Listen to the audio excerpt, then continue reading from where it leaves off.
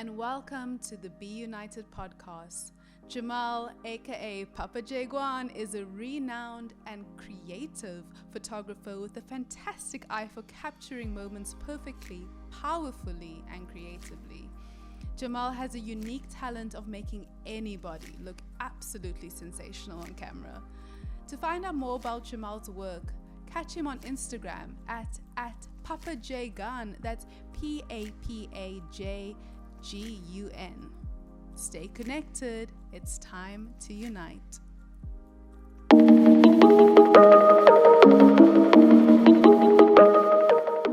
Jamal, thank you so much for being on the podcast today. Thanks for having me. Good to see you again. Yep.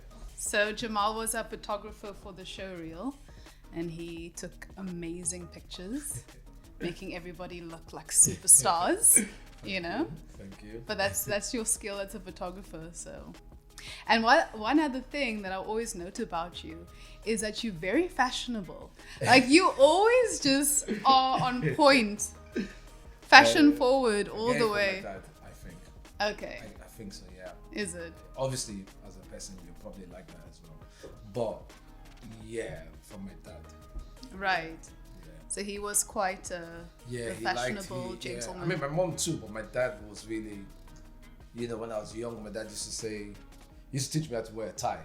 Because, as a man, you should have a good tie, good shoes, and, and he changed his dress sense a lot. So, like, if he's going to the country club, back in Africa, country club was like a big thing in that generation. Yeah. So, he would dress up, he would look the part as well, like tennis and this and, chinos or safari rather. So, yes. So I think I got it. And then obviously from if you live in Africa, it doesn't matter if you're poor or rich, we'll party and we'll dress up. Dressing up is a big thing back home. Okay. Yeah, definitely. Dressing up smartly or dressing up, it's a big thing. Is that quite unique to Nigeria specifically? Probably because I lived in the capital, so right. Maybe it's almost like if you live in London or New York, fashion is a big thing.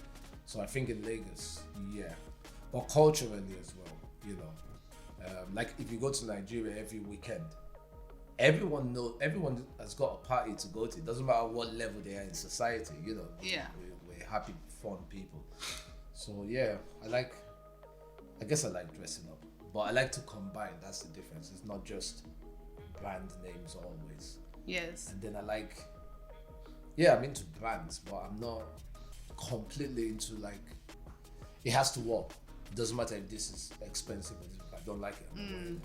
So totally.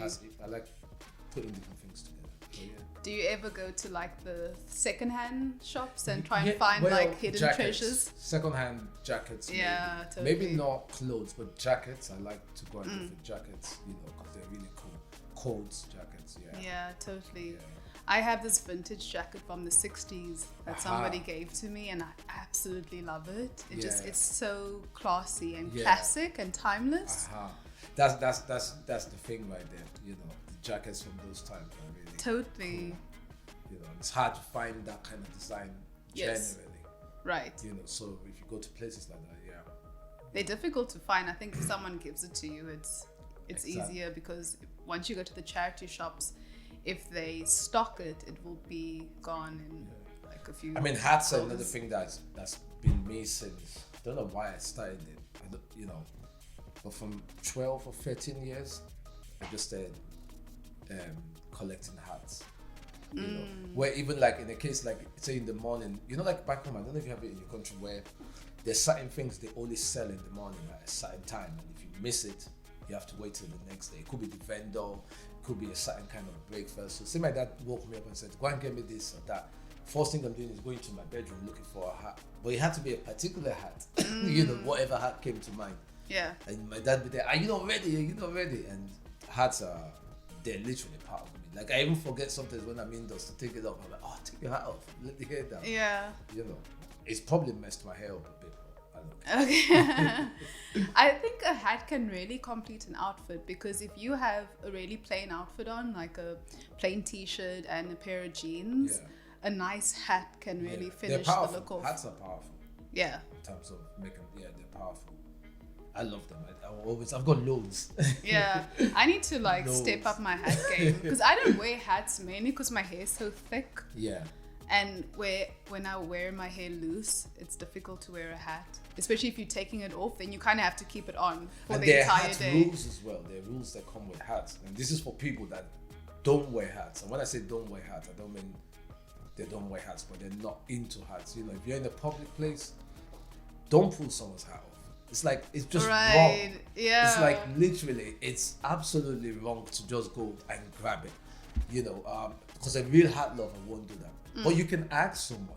There's nothing wrong in asking. You can compliment and say, "Can I try your hat?" And it's up to them to say yes or no. Yeah. I mean, now I've got a no. You know, before I didn't mind. Basically, if people ask me for my hat, I'm like, yeah, try it. But what happens is then they give it to one person and the next person, and you're running after your hat. And all these people are just, because you see a hat, someone that's not really into hats will wear a hat out, and an hour and a half later, where's your hat? Oh, it's with him or him. You're not hat. Really? People do that? But they're not hat lovers. Oh, They're not hat lovers. that's so weird. Yeah, that's what's because when they were leaving home, they wanted to wear it. They're not hat lovers. Yeah. You know, or if you are taking it off, you're putting it in a safe place. You're not just. Right. It's not like you're just giving it to everybody to wear. You know. Yeah, exactly. So the grabbing of hats, no. And it doesn't matter for me as a guy opposite sex. It doesn't matter how beautiful you are. You grab my hat, I'm having a go at you, man. Ask, and then if I give you, I give you. If I don't, I don't. Yeah. Yeah. Exactly. Yeah. But it a happens hat- a lot. A hat is such a personal thing. I know. I don't know why people think that you won't. If someone's wearing a nice jacket, you won't just go take that off. Right. You know, you won't just do that. Yeah. But I don't know why these people do it. You know, and I'm not having the excuse of I was drunk or whatever. Nah. Yeah, exactly. Don't do it. Don't grab a hat. Yeah, exactly. You know, ask and you shall be given, as they say. Yeah. Just common decency and exactly. just be polite about it. Yeah, there you go. Easy. So, speaking about Lagos, when last have you been back? Probably about 4. I'm planning to go this year, hopefully. Okay. I wanted to go last year. My mom said, "No, please don't come. COVID." Yeah. So 4 years ago, I think. 4 years, 4 or 5 years ago. Yeah. And what's the nightlife like in Lagos? I mean, like, I left Lagos when I was about 16, 17, so I didn't really Experience it in that sense. I mean, I did sneak into 1 or 2 places. Yeah. The Shrine, Fela Kuti, you know, and one time before he passed away, when I traveled to Nigeria, I went to the Shrine as well. But when we go now, funny enough, I don't really go to the clubs. I mean, I go just because I want to see what it's like. Yeah. But the clubs don't. There's more interesting things to do than in the club. Obviously, it's hot as well. Remember, in hot countries, and you know. So what the nightlife that we enjoy is outdoors nightlife. There's loads of hotels that have big compounds and verandas, and the music is outside in the so. On the outside, you have either live bands or DJ, but what you also have is food being cooked all night, all the grills, Oh, nice. you know. So we spend more time, and I think maybe that's to do with the heat, you know, and as good as air conditioning is, it's just not breathing that air for too long, you know. It just does my head in sometimes. Even when we're at home, put it off. I want the normal fresh air. Yeah. So the nightlife for me is going to parties that are more outdoors, even though there's a building there, you know, and that is really good. It's really interesting. It's nice. I like it. Lagos has got beautiful. If you want to party, there's loads of parties, like non-stop. But yeah, I don't go into clubs. I go to bars. I don't mind bars. Yeah. You know, go to bars. And then once or twice I go to the clubs. But our club is a bit. Not the music obviously would be good, but it's a bit. You know, Nigeria, I don't know if it's like that all in Africa. It's more about who you are and what you are rather than the experience of clubbing. So you go into a club, you know, and you see people, it's all about what bottles you're drinking and this, and really? you know, and big man. So they're not really, they will dance if people will dance because, you know, we're all successful and all. Yeah. You know, if I'm going to the club, I know I'm going for the vibe. Yeah. So I prefer the outdoor ones, you know, than the clubs. I prefer the outdoor events. And then the local jumps as well. I like going to the local areas because there's big fun there where you have like your bands, your real life bands, and it might be a bad area, but nothing will happen to you. You know? Yeah. I prefer that type of vibe as well. Yeah. Live music. As music. opposed to being in a small, dark, sweaty club. I mean, the clubs are quite beautiful, don't get me wrong. There's loads of like clubs that even we don't even have them here in terms of the interior and things like that. But it almost feels like you're cheating yourself. You should go to the there's loads of, you know, dependent on the area. There's loads of hotels that do outdoors. It's so interesting. And in Nigeria, what we also have, there's always football on. You have screens there, so some people are just eating and all that, you know. And there will be a dance area. It's better outdoors. In that heat, you're better outdoors, man. It's more fun for me. It reminds me of when I was in Bali once, and we had this big. Well, they hosted a beach party. Exactly. That is the vibe. Exactly. Just so vibe. much fun. And they were playing reggae music, and it was just so freeing, just dancing barefoot and nice weather. That's the vibe. Outdoors, you know. I mean, go into a club because you want to experience it once or twice. Yeah, totally. You know, so do that. And it, you know, you find it interesting, but and then it's as if I remember we went to there's a place in Lagos called Victoria Island, which is like one of the best, you know, one of the Lagos places. And you walk into the club and literally everyone there is there for business or what they can. It's not club vibe. It's more, who are you? Who am I? You know, and there were a few good few escorts in there. You know, and that just kills it, man. Yeah, totally. It just kills it. You're not getting the vibe. The outdoor one is better. I prefer that. The outdoor one is better, definitely. And you know, imagine you're just talking and you're eating. You're like, yeah, give me that and give me that, and it's a vibe, man.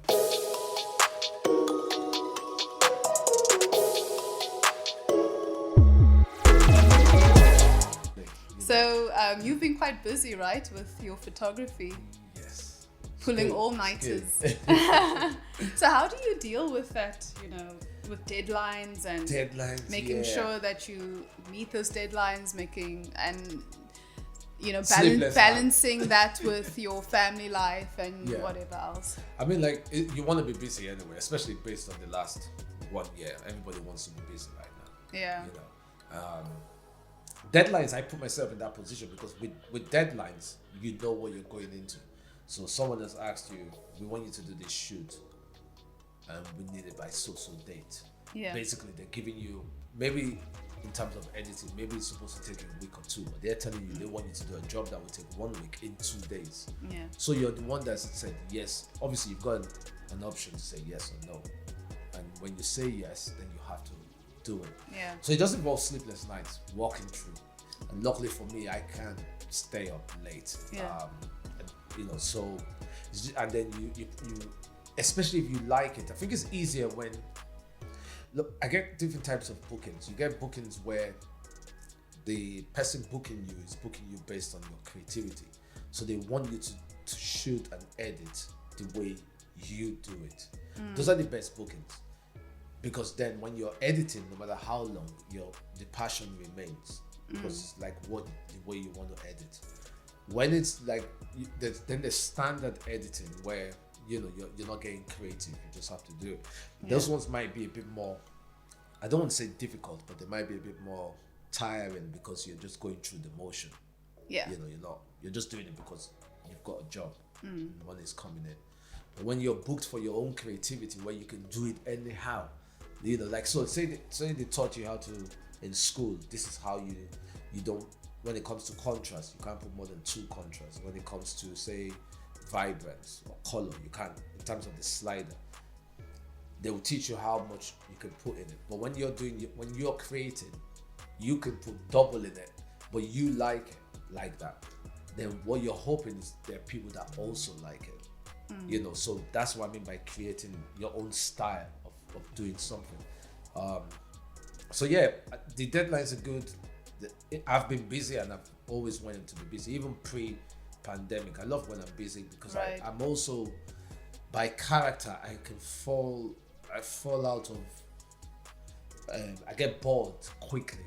So there are times when I know the reason I'm not working is not because nobody wants to give me a job. It's not, I don't blame the world. It's me. I know it's because I've been sleeping, I've been partying, I've been. So when I'm in that zone, because I work in zones, and sometimes that zone can last 2 months. When I'm in a zone, it's after a couple of days, I can feel it. I'm in the zone. I take advantage because I don't know how long it's gonna last. Yeah. So sometimes it might last for a whole month, and I'm like, and then a month after, I'm like, no, finished. Finished. I'm like, I don't care. So whenever I'm in the zone, I'm happy because I'm like, you have to go with it. I go with it. Yeah. And I immerse myself in it, and I'm doing it. Totally. You know, and that's me, my life generally. I think, you know, I've always realized how I operate as a person. So yeah, you as a creative, it's night of late, and then off the pandemic, there's something happening where I think a lot of us had to dig deeper. A lot of us had to, you know, because there was nothing to do, and they said out of boredom comes creativity, isn't it? So off the pandemic, I have to admit that last year has been really surreal for me, like literally so. And even though I've been doing photography for like a good while, I've been doing events for a good while, but the last year, based on what I did in lockdown, because I remember the initial lockdown when it happened. You know, of course they gave us notice, but no one could have visualized exactly what we would go through. For me, I lost all the music side of it, so I manage DJs, I get bookings to bring DJs for other people. That went. Then I also do my own events. That went, and then even photography, because there's this issue I've got where I get booked to do a lot of events and food photography. It's money. That means you're a working photographer. But what happens then is you get so much booking that you stop creating. Yeah. And you miss creating. So there's a period where I was still taking pictures for a year or two, but I literally was not doing any photo shoots. Right. And at the back of my head, I'm like, I need to create, but I didn't have the time because I'm getting all these good bookings and the money was good. But at the back of my head, I'm like, I need to go back. So what the lockdown did was, now there's no more bookings. I now was able to start creating.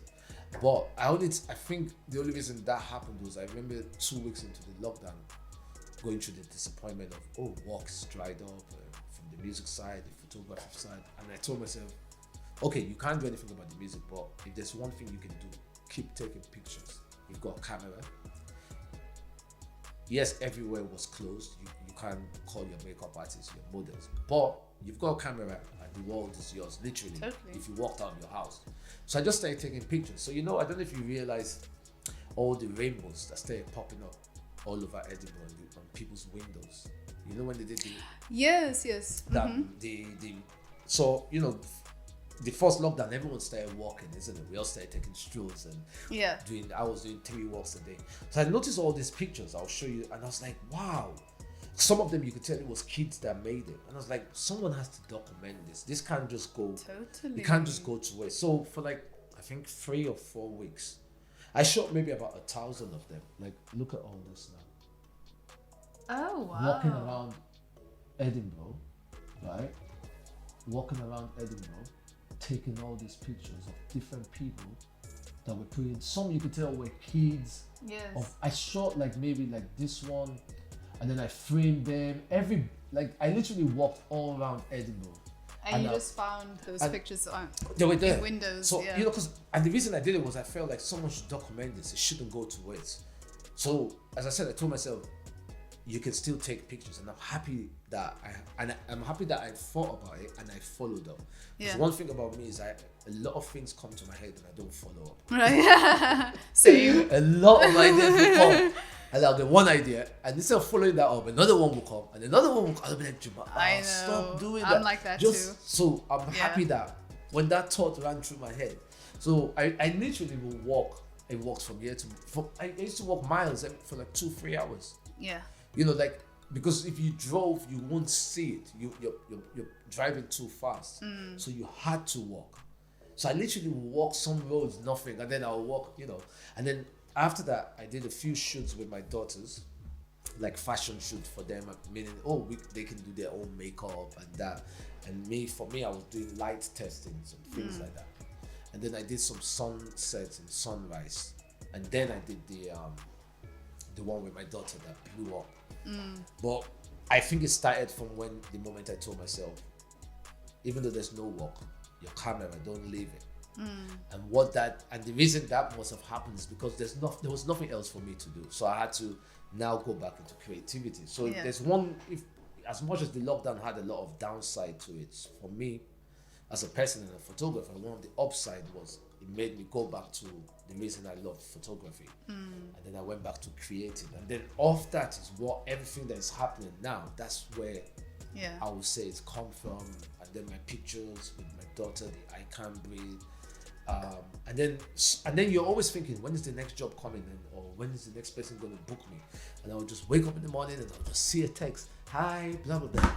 Okay. Yes. And when people send me messages, I love your picture, they're so nice. If people know how that makes you feel when you create, and someone is telling you they like what you do, right? I mean, your friends tell you and your family tell you, and you need that. But when it's someone that doesn't have to tell you to make you feel good, even, and that gives you more confidence, because everybody, it doesn't matter how long you've been doing it, we live on confidence. It's a weird thing that it doesn't matter if you've been doing it 10 years, 20 years, you lose confidence sometimes for whatever reason.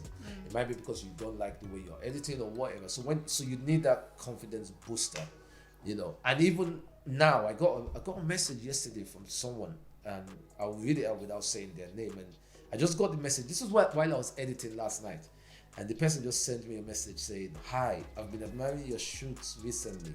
I was wondering if you'll be up for shooting a new portrait for me. I've been using the same one for a while now. Do let me know how much and if you've got time. And just say that word there, I've been admiring your pictures, even though 2 days ago someone told me. Every time you hear it, like, yes. Yeah. So somehow, I know it's that because people like my work, but it's growing, the positive vibe, and another person books you, another person is booking you, and the bookings. And when you work on your own freelance, you are thinking. But when that thought runs through my head, I try not to overthink it. I just feel, look, whatever it will be, it will happen. You keep doing what you're doing. Another thing I've noticed is when you're not putting work out there, it's almost as if people have forgotten that you're there. And then the minute I start putting, because there was a period that I did take loads of pictures, and my friends were like, I know you've done, based on our chat, I know you've done about 6 or 7 shoots in the last 3 months, but you haven't posted any on Instagram. Post, and what are those pictures you showed me? Post it. Not because I didn't want to post it, maybe I just didn't post it. And then I noticed when I start posting it, boom, boom, boom, boom. So that's another thing I have to keep reminding myself. Precisely, because if you don't have a social media presence, you don't exist. Even to those that know you, they might forget, and they need that service. They might just forget, or maybe it goes over their head. But it's true that, and sometimes, because I do wonder when I'm posting, because you wonder how people think about you. Oh, he's always posting, he's always showing up, or this. You never, But if that's, I think you have to put your work out there. But there's a fear for artists, as you know. I remember, if you see when they're interviewing some musicians, they'll be like, oh, it's been 2 years, you've not released an album. How comes you haven't released an album? Especially when they're talking to somebody that's very talented. And they go, well, I wrote this 2 years ago. You wrote it 2 years ago? Yes, why didn't you release it? I wasn't sure if anyone would like it. We're talking about superstars. And I used to wonder, I used to think, what? It's almost like hearing, say, Michael Jackson say that, or a top star. You don't think they go through, because of how successful they've been, you don't think they will go through that kind of. But the fact of the matter is, whatever it doesn't matter how many you've created, when you've created it, once you put it out there, you're putting yourself out there. You're letting, you're opening yourself to, and sometimes you're like, oh God, should I? Even me till today, what? And then I just be like, just put it. And then you put it out there, and people are like, wow, I like it. So exactly, it's been good. But you have to put the work in and stay positive. But that's definitely part of being a creative. Sometimes a lot of what you do is unpaid. Because you have to show people what you're capable of, and then you also have to be adaptable, and you need to show your audience, like, this is what I can do, and I'm not just limited to one specific thing. And with what you said earlier about taking pictures of the art in windows, that's so cool, because I haven't seen that I've on got social about media. 6. I posted quite a few of them then, and there's loads I haven't. But I took about 2,000 maybe. Really? Yeah, Wow. I used to walk 2-3 hours a day, just walk around. Interesting, because And there's I've some noticed areas- them a lot. This is the amazing thing. So some areas you just see 1 or 2. There's a park in Morningside. You know the main Morningside road. Yeah. With the park. I'm walking, and if you're coming from Toll Crosses, you're walking up to Morningside. Just right after the park will be on your left hand side, and there's like 2 or 3 hotels. I can't remember the names on your right hand side. For some reason, I just went, oh, let me go down that road. It was like heaven sent. Like literally, I walked into this road. Yeah. And the things I saw, I was like, oh my, every house. I even saw Hakuna Matata. I was like, whoa, like that road literally was waiting for me. Like, you know, and you get, so that was, because obviously I was doing it out of the joy and that, but that was my payment when I walk into a road, and it was there, just waiting for me, you know. So you just, and then as you were saying there, freelance, because I think if you're freelance, it doesn't even matter what kind of business, you are going to go through the motions where you're going to work for free. Totally. You're putting things out there and you're not getting paid, but that is what you have to do. You know, that is, you know, if you're into music and you hear musicians go, I was you know, for 2, 3, 4 years, you can, especially like, apart from if you get employed by a big company, you know, you have to put your work out there for people to see, and you have to keep putting it out there, not just one work waiting for everyone to come and book it. Exactly. You have to. And even when I'm not, even now that I'm being paid, I'm still creating. You know, I'm still like creating. I'm still collaborating, because you are getting paid. I know you're not getting paid financially, but you are. Like, I did a shoot 6-7 months ago, and I brought different creative people together. That's how Emma was. Sims as well. Emma saw the video he did for me, and she goes, "Who was that?" So Sims came on board. A makeup artist came on board. Obviously, we had a stylist. She did all the clothes. We had models from different parts, from the Caribbean, from 5 different parts of Africa, and we all came together. And when I approached everyone, first of all, it was the stylist Chichi that I approached based on her. Initially, I approached her to model, and then I found that, oh, you do design as well. And then she showed me this beautiful designs. And then you start adding. And we all, and I got the studio, paid for the studio and all that. And then we also got Layesi to come with accessories and all that. So none of us were paying each other. Yeah. But we did get paid in terms of creativity. And out of that, people have networked, and people have, someone else has seen their work. So exactly, you know, and the thing is, you can't wait for a paid project as a creative. You have to keep on going, because especially if you're passionate about it, you're exactly, not just doing it. Because at the end of the day, if you just stop creating, there's always going to be someone that's doing more than you. Yes. That's probably going to get the paid gig because they have more to show. Yes. I mean, take for example, like football. How do people get spotted or scouted, if that's the word? It's because they went to the park every day for so many years to play football. Yeah. And they played it because they loved it. But they kept playing and playing. The one that went as regularly as possible got someone saw him and went, whoa, look at that guy. So it's the same thing. You do have to go through that process. And you might feel like, it's about time I get a job. I understand that. But you have to keep creating to get found or to get, and then once you do, and then there will come a period you'll get some jobs, and then you won't get a job for a while. Collaborate as well, because a lot of people are scared to collaborate because maybe they don't want people to see their style or steal their style. You know, some people that's them as their personality.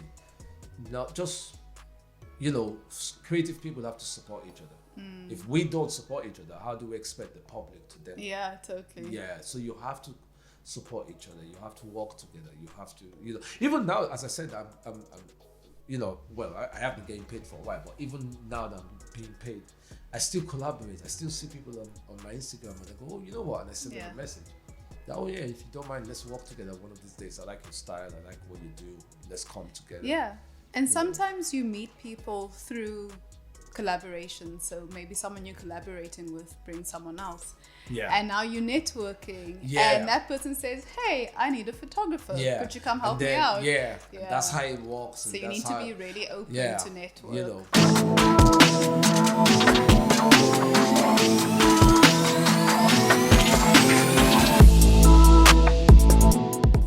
Yeah, I think you should definitely look into mentorship. I know that Creative Edinburgh does a mentorship program where you can get paired with a mentor in your industry that you're kind of aiming to establish yourself in. Yeah. And yeah, I think that people can learn a lot from you. Intercultural, what's that? Intercultural. They sent me like, will you want to apply for this job? This was like last year. Yeah. And it was something like that. And I was wondering, how did this woman, I mean, they follow me already and they like, I was like, what made her think, you know, and so I sent them a message saying, you know, I don't have the qualifications for, because I was reading and she went, no, actually, but you've got certain set skills and those set skills might just transfer, transfer your set skills. So, but when I do it, I guess I do it unprepared. So I don't know what it will feel like. But again, also last year I got maybe, there's like, I don't know, about 2, 3, 4 maybe young people that got in touch with me through Instagram based on my pictures, and they'll be like, hi, they'll send me a message, hi, I just want to say, I like your work, I'm an artist as well, and then maybe they'll ask me a question, and then I reply, and they're like, oh my god, can't believe you replied. I'm like, yeah, I'm gonna reply. And then and then there's one that used to go, so I do art, and I went to her page, right, and I liked what I saw, but she didn't see it. And I think it's an age thing as well. We all went through it. And she asked me a question like, do you get, when you're doing a job, do you feel like you leave it and you don't go to it for a while? And then, and I went, yes. And she went, oh my God, that's literally what happens to me. And I thought there was something wrong with me. And I went, no, there's nothing wrong with you. That's what happens. I would like to say everyone, maybe not everyone, but that's what happens to most of us. So I've kind of, then there was another guy that sent me music. Even though I wasn't into the kind of music he sent, I wasn't into it 100%, but I could understand, maybe either it's because it's a generation thing, but I could see from the way he spoke and everything, I could see he was passionate about it, and I still gave him advice, like he went, there was one young guy that came to me and goes, you know, I've had success in my scene and I'm doing okay, but you know, I've got a problem. And I went, what? Well, you know, I've got more males that buy my music and less girls, and I don't know what to do, or like the women to call. And I went, why don't you do a remix of an old school? And he went, what do you mean an old school? I go, and I went, okay, I'm not going to go deep with you, and I'm also not going to mention what artist, because I will probably be biased and choose. I went, but what I'll tell you, instead of me telling you go to the 60s, I'll probably would have said 60s, 70s, 80s, go to the 90s. That was a good era. And I went, go and listen to how they did music in the 90s. And he went, uncle, that's old. I went, oh my God, I haven't even gone deep. The 90s is old? Okay. I went, anyway, this is my point. Then I had to find a way to tell him the story. And when, you know, Biggie when Biggie came out, he had success in New York. He was known already, but you know, maybe, I don't know how much he was earning, but he was kind of known. And it's well documented that one day, Puffy came in and said, they were in the studio and he gave him Diana Ross's songs and he went rapping that. And Biggie and all the guys went, you know, they're like, what? Rapping? Like, everyone's going to laugh at me. You know, it's all in Diana Ross's songs. But what gave him his big hits? Diana Ross, you know. Yeah. So this young guy, I went to him, what you need is some soul, you know, go to the 90s, look at how they remix. But whatever I told him, he came back to me and he said, it worked. I was like, okay. But what we're basically just doing is you're just sharing your knowledge. Yes. And knowledge is about, some knowledge you can learn at you know, you can learn 2 + 2 from 2 years old. But some knowledge you can't, you either go through it or someone tells you. And some people maybe they don't have people around them that can give them that knowledge or know that knowledge. So I like it when people get in touch with me and they're young and they get in touch with me through Instagram and they're talking about their art. And they'll just ask me, it's just like the most simple question, but but to them it's a big question because they don't know. So when you reply, I'm just replying like normal, like how I would just reply. And when I go, like that person that told me, I just leave my art and I feel bad, like I'm not pushing myself. And this person was like 17, 18. And I just replied, no, that's the process. You're doing well. Okay, so You're mentoring then. yeah. I guess that's my point. Yeah. So Yeah. I did a few of that on Instagram, and I'm like, look, anytime you've got a question, ask me. If you But wanna I think that's a good thing. Like on my Twitter page, I sometimes open my profile for academics to come to me for questions because I have a master's. So Okay. I understand how to write an academic paper and what goes into research. And writing academically is quite a skill, and some people just need a little bit of help in that. So I open my profile and I'll say, if anybody has any questions, just come to me and I'll try and help you with a assignment question, or, take a few hours out of your day to help someone, and it can make a huge difference to their life. Because even doesn't matter what age you get, we all need it. Absolutely. Doesn't matter what, we all need it. But and it's easy to forget. I grew up with the family, uncles, aunties, but it's easy to forget that some people don't have that, and they need somebody to just, and especially when you're creating as well, and it's free, because creating is so different to, like, if you want to be, I don't know, say you wanted to be, even in any aspect of life, it's not just creating. You might have gone and studied and you got a degree saying, I don't know, knitting or whatever you've got your degree in, and you're not getting any job. And then you need to speak to people that are maybe 10 years older than you and go, I'm applying for work, I'm okay in it. What's going on? And then they'll tell you, and then you start blaming yourself for that. They'll say, no, I went through the same thing as well. Everyone needs that, somebody to tell them, as far as you're getting up, you're doing what you're supposed to. You're getting up every day, you're doing this. This is the process of, because that's why you hear some artists and the musicians, and some make it when, how old was Adele when she made it? I don't know, what, 20? Yeah, she was pretty young, yeah. Was she not in I think she was early 20s. I speak under correction. Or she could have been younger. Yeah, younger. Or you see some artists, they're 30 and they make it, and people go, where have you been all these years? Oh, well, I've been trying to make it, and everyone's time is different. Everyone's time. So I try and tell them that as far as you're putting the normal work in, then it will happen. But mentoring, we all kind of. I think just about what you said is we all have different. Our times are different, right? And I think we live in an ageist society where. You have to do it now.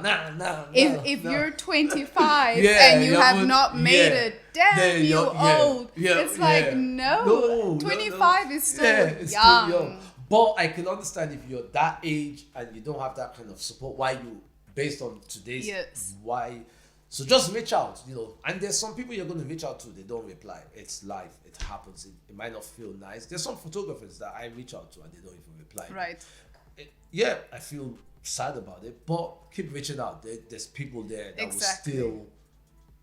that will respond, because sometimes only and to those that don't respond back, man, because sometimes just respond, because that respond you do, just that one respond. I'm trying to remember a story, but I can't remember it, but I know someone that said, oh, you said something to me and that helped me, so just if people reach out to you and that's your simple, just respond back. Or even like complimenting someone on their craft, and they just respond with a thank you, I appreciate that. It does make you feel like, oh, I'm acknowledged. There's this artist in London, I need to show you his pictures. This guy is amazing, right? And I have to thank this guy a lot, because I don't know him personally, and the reason I'm saying this story is because I reached out to another guy that I know of in London, and he's into arts and all that, and he's like a journal. He talks about so many people. Yes, I don't know him. Yes, I can understand that you will get, if you're either famous, you get lots of people responding to you. So you can't respond to everyone. I understand that. Yeah. But this guy, he actually read my message. It's not like I was coming like a crazy fan. I literally said, look, because he does a lot of exhibitions, and I went to this guy through Instagram and I said, look, I'm going through, this is what my pictures are doing. If you could just give me some advice. Yeah. It wasn't like I was saying, take me on, do it. And the guy read it. He did, okay. And then I sent him another one 3 months later, and I noticed he read it. Okay, but this guy here, I'll show you his work. He's so good at what he does. This guy, literally, right? And this guy here is really making it in his own style. And every time I send this guy a message, he did this. There's so many he's done. That's the guy there. And he's growing big. I like the way he does his work, right? And every time I message this guy, I don't know him. This guy responds, and I literally, and if you know what that does when he responds, for me, even at this age, like, because what I'm asking him, you can tell from the message, I'm not saying, give me this or give me, I'm just asking one or two questions. Yes. I think, and when he responds to me, honestly, it just makes me, the response, he actually has helped me, what I'm looking for.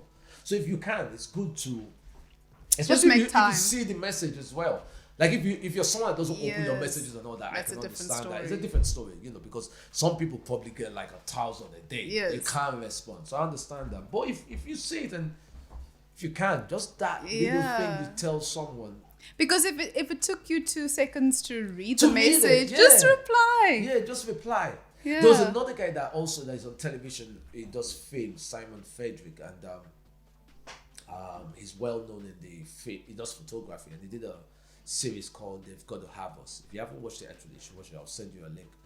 And it's quite big. He's been doing it. He's done series on TV and all that. So when I say big, he might not be big in terms of fans, like, but he's big in the scene, everyone, and he's done loads.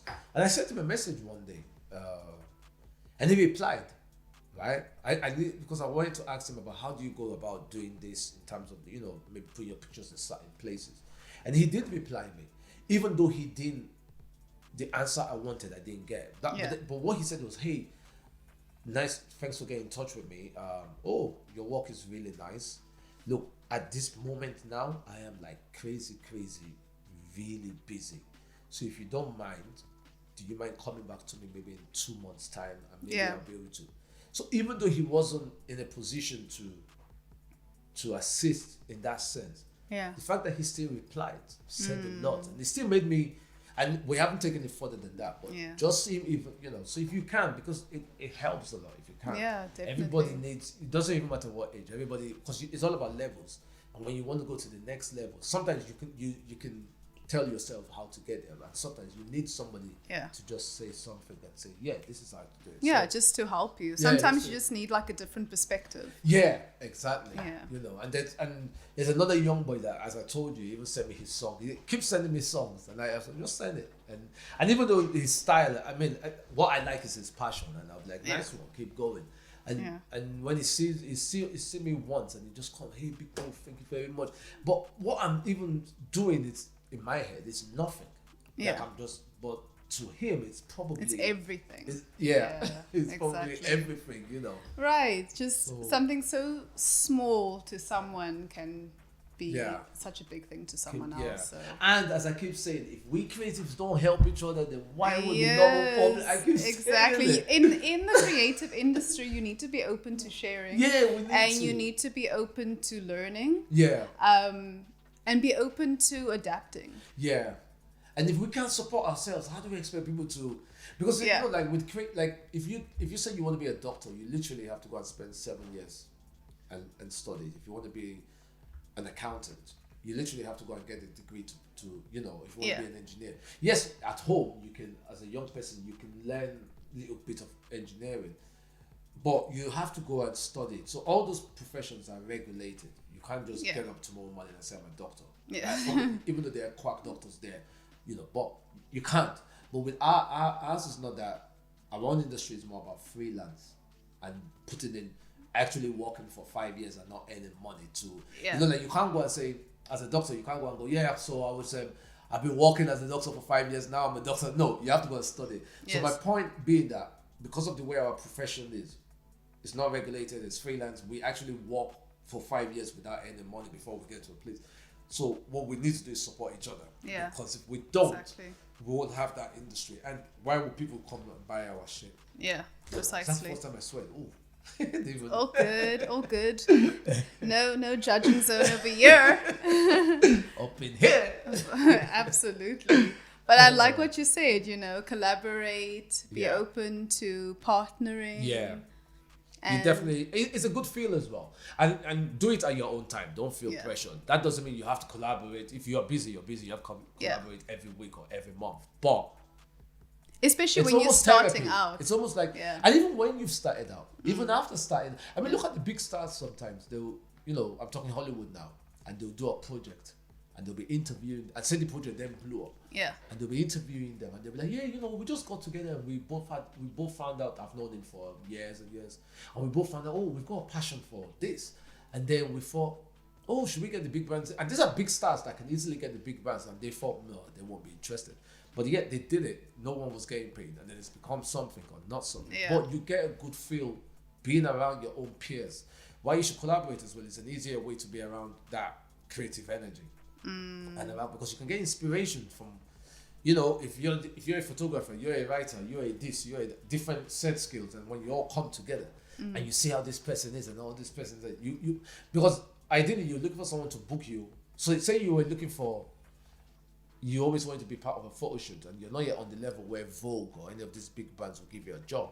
Yeah. That still doesn't mean you can't do a photo shoot. All you need to do is go and speak to a makeup artist, speak to a stylist, speak to a this, and then before you know it, you're having your own photo shoot. Now, it might not be on the level of the big brands, it's still a photo shoot, and you're still surrounded around your models, your this, your that. And then you can even get, let's get a painter, someone that can paint, to come and do a backdrop. And then then you get that energy, and you know how it feels. Exactly. And it's therapy, it's nice, it's natural, it's raw. So if you can collaborate, if you've got the time, just do it. Yeah, exactly. It's a good feel factor. And then you go home and you're like, wow. It is, especially with the show reel we did at the Biscuit Factory. Yeah. That was such a great event, because honestly, I was so inspired by everybody that I spoke to and their creative output and input, and just all those people that came, they easily could have said, when you guys got in touch with them, they could have said, oh, I'm too busy, or I'm too this, or I'm too that. I got the same buzz as well, and I think we every time hearing their own, as I said, everyone had their own. Some were writers, some were poets, some were this, some were that. And even though I was taking pictures of that, and I was like, like every time they spoke and they talked, I was like, whoa, yeah, or they recited their poems or they sang, and that is a good thing. That's exactly. like like when you go clubbing and you have a great time and you're smiling for the next 2 days. Yes, that energy. I was totally buzzing after that weekend. But this one is a natural buzz. This one is not because you went drinking. Exactly. Like this one is a healthy. This is a natural one. You need it. So if you can't, even when you're even getting booked, it's a good thing. It's because you don't know where inspiration can come from and all that. Because it's not every time it comes from your head. Or from your soul. Sometimes it comes from other people. It comes from, or when you're just sitting down talking to somebody and they're just telling their stories. It comes from that, it comes from all that. They always say no man's an island, and it's very true. You have to surround yourself with people. And I think especially during the lockdown, we were isolated a lot. We were only with our family or whoever we're living with, or some people, they were by themselves. And that's why, when we shot that, when we were filming on that weekend, it was so nice to be around people. And even the nicer bit for me was that for 3 days. Yes, I was like, usually it's 1 day and it's still good. It's still fantastic. But 3 days solid. I know. That was like, when they cook at home and you eat and eat and eat and eat and you're full and no, bring more. Yeah, more. I mean, on Monday, the Monday after the weekend, I was so tired, but I was still so buzzed. I wanted to keep going. It was so good. Great honestly, feeling. And so that's why I tell people that. So if that was your wish and you were hoping they should book you and no one is doing it, just do that. Collaborate and talk to. Like I have ongoing conversations with so many other creatives through IG, and they've got their own set skills. And we're just talking and that. Exactly. It helps. Yeah, I tell people if they can to collaborate. It's a good. I think it's good. There's a photographer called Lee Howell that he's taken my pictures a couple of times. He's got his own studio. He does that. But the times when he's doing he might put a post up. Because I do a bit of modeling, but I don't call myself a model. I call myself a model because I'm not a model. A model is a poet. But I've always done it because one day someone did it years and years ago. Someone thought I should come a model, and then I liked it. But the reason I do it also is apart from that, I maybe I've got a bit of a show off in me. I don't know, or a little bit of being vain. I don't know. But listen, I also like doing this because as a photographer, it helps me remember what it feel. It gets me in touch with what the person opposite the camera is feeling. Yeah. Because it's very easy to only constantly always take pictures, and then when you want to direct people for a shoot, and say some people will be nervous, especially if they're not professional models. A professional model, I must say they don't have off days, but literally when they come into the studio, you can tell them this is what I want, this is what I want, and they'll just come in front of your camera, yeah, done. But I like, as much as I like working with professional models, because that means your level is going up and up. I like generally working with non-professional models, people that are not models. I actually approach people and say, do you want, and they go, oh, I'm not a model, I'm not this. And I like going through the process of when I put them in front of the camera and I direct them, do this, do that. I like that process. And the change in them half an hour after on set, I'm like, oh, okay. You know, some clients, when they get in touch with me, and especially lady clients get in touch with me and go, I'm scared, I'm nervous, and this and that. And I tell them, look, I've got a process and I will show you the process. And then when they go through that process, I like the change in them. But I like to be in front of the camera, even if it's once every 5-6 months, to remember the feel of how it feels to be. So a lot of other photographers, this Lee Howard guy, once every so often, he might put a post up looking for models. I'll just send him a message. Yo, I'm free on that day. Maybe I'll come down. And the pictures he takes are really good pictures. Then I'm also on the book of some other guys. They pay me actually. They do workshops. Trevor and Faye outside Edinburgh. And their great granddad set up this photography thing. So it's been going on 100 years and they've got style. And the first time, how was it them that I think they approached me? And then they told me, oh, we'll pay you as well. I was like, oh, okay. Happy days. Yeah. So I go obviously I've not been since the lockdown, but maybe 3 times a year. And it's a workshop. So they do workshops for photographers that admire what they do. And they're passionate. They're not professional photographers, maybe 1 or 2 are. But it's all these corporate people that have got the money and they go and buy the biggest gadgets. The corporate guys always just go and buy the best camera and this, and they do workshops for them. And then they need people in the workshop to stand in front of them. And there's simplicity, So when I stand in front of the camera, because a lot of photographers, I've got a saying, don't trust a DJ that can't dance. Or doesn't dance. At least a head nod. Like, I don't mean he has to, And a lot of photographers don't like their pictures being taken. A lot. Especially the old school ones. They hate it. And there's nothing wrong in that, But what I want to know, I want to remember what it feels like so that when I'm directing you, if it's a difficult client, I can remember how it feels, the nerves, the this, know. So it's always good to still put yourself in that. Yeah, totally. In that thing. So collaborate, do it. You get there's a good thing that you get out of it. So all the listeners have just received free mentoring. Thank you very much. So I wish I could hear this back, but I don't hear my voice. So so if you listen to this episode, you are welcome. Okay. For the free mentoring by Jamal. But really, thank you so much for being on the podcast today. It's been so amazing. I've had a good time, yeah. You impart great knowledge. And I think you really are a trailblazer for other photographers and creatives. So it's cool. It's cool to be in your presence. It's an honor to be in your presence. Well, thank you. So it's likewise. And where can people find you on socials? Papa J Gone. A lot of people, I like how people when they say what? I go Papa J Gone. They go Papa John, and I go Papa John, but it's PPAJ Gone. The Gone is because so people always call me Papa J. The J obviously Jamal because I hats from when I was young. Actually, some people used to call me Capo. Some call me Capo. And then we know when the internet first came out in the 90s, mid 90s, and every time I wanted to register email, just email, because when the internet first came out, email was big. Email felt like doing something.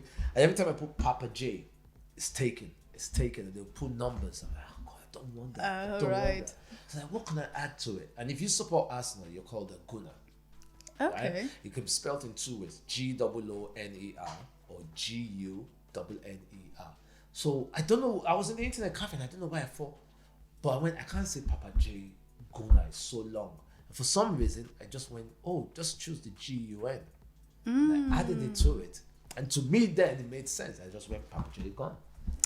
Okay. And then so many years later, I was actually wanting to ask you where the and name that's came how I from. got Papajgun. And now it's just kind of stuck. Yeah. So if you're looking for me on, I mean obviously you can type my name, but Papajgun on all the social medias and Yeah. Cool. I've even got Snapchat and I've never used it just because I'm like, okay then. No way, I've got it for a brand, my brand, not for me, for one of my brands. But yeah, I'm on all the social media platforms. Instagram, Twitter, Facebook, LinkedIn and all that. Yeah. Papajgun and you find me. Yeah. You heard it here. Well, thank you so much for being on the show today. Thanks for having me. Thank you for listening to the Be United podcast. Find us on Instagram at BeUnitedWorld. And you can follow me, Inga Dale, at Spoken by Inga on Instagram. Be inspired, be connected, be united.